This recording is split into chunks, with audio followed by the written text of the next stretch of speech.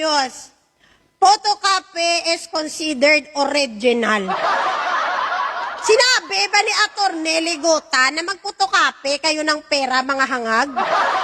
Ang kanilang gusto lang naman is insultuhin si Atty. Ligutan at ipahiya nila sa taong bayan. Hindi nila alam na back to you sila.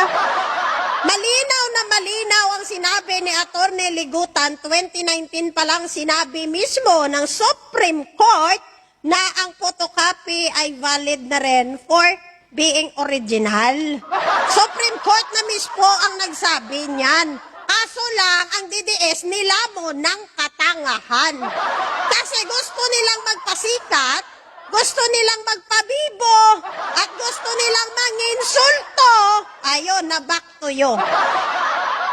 Diba?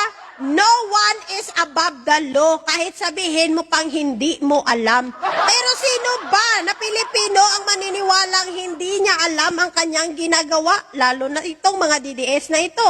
Alam ko, alam mo, at alam mo, gagang hangag ka nga nagprinta ng pera, na bawal yung ginagawa mo.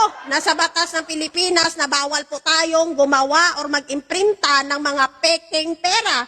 At dahil sa ginawa mo ay maaari kang makulong at meron kang kaparusahan sa batas. Ang katangahan, huwag kasi araw-arawin. Hindi po porket sinabi ng inyong vlogger at inyong mga kasamahan ng mga supporter ng DDS ay maniwala ka na rin. Dahil nagprinta ka ng peking pera, kung hindi ka tanga, subukan mo nga ibili sa tindahan kung matatanggap ba. Alam mo sa sarili mo na hindi yan matatanggap at alam mo sa sarili mo na peke ang ginawa mo at alam mo sa sarili mo na pag yan ay ginamit mong pambili, ang peking pera na yan ay mas lalong mabigat ang iyong kaparusahan. At kahit sabihin mo pa na hindi mo binili ang pera na yan, pero nag-imprinta ka, meron ka pa rin kaparusahan. Gets mo? Yan ang sinasabi namin sa inyo, DDS. Huwag araw-arawin ang katangahan. Diba? See? Napahamak kayo ng mga kapwa nyo, DDS. Mabilis kayo kasi kayong mamanipula. Mabilis kayong maniwala. Dahil nagpasikat, nag-vlog-vlog, nag-reels, balda.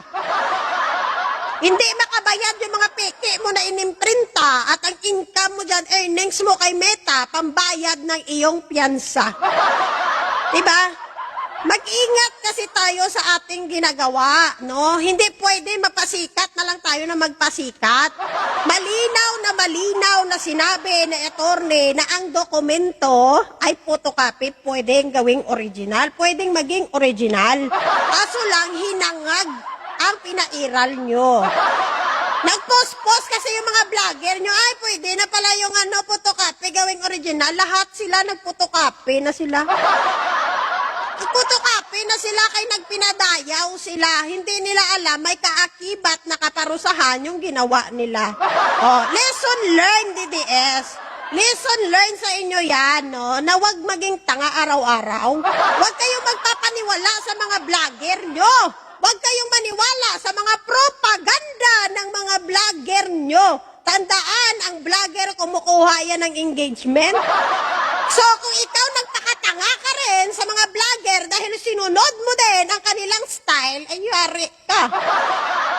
Pag sinabi kasi ng DDS tumalon sa bangil, tatalon ka rin. Diba? Tapos sa mga DDS, sinisi nila si Atty. Ligutan. Sisihin mo si Atty. Ligutan kasi sinabi niya na ang photocopy ay considered as original. Bakit sinabi ba ni Atty. Ligutan na mag-imprinta kayo ng pera? Dokumento, ebidensya, pinag-uusapan doon, hindi pera. Kaso lang, naghinangag. Mas pinairal yung kahangagan. Kaysa mag-isip ng maayos, pinairal yung katangahan. DDS, mag-imprinta pa kayo.